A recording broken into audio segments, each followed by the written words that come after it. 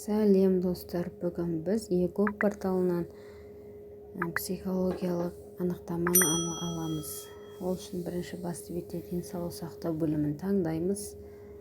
Және осы жерде көптеген қызметтер түрі бар. Наркологиялық анықтаманы да алуға болады. Көбіне жұмысқа сұратып жатады, жұмысқа тұратын кезде. Бізге керегі психиатрия, яғни психологиялық денсаулық орталығының мәліметін ұсыну деген.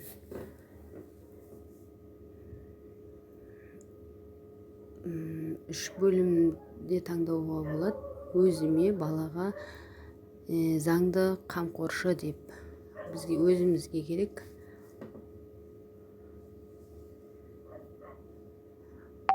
Және төрт түрде қол қойып алуға болады. Бізге ЭЦК-мен оңайырақ. Және қол қоятын кезде әдеттегідей РСА батырмасын таңдау арқылы аламыз. Құжат өте тез дайын болады, 5 минуттың ішінде. Және PDF форматта дайын болған анықтаманы біз бастырып алуымызға болады. Керек жерге бастырып аламыз. Через WhatsApp жіберіп, керек жерге лақтырсақ та болады.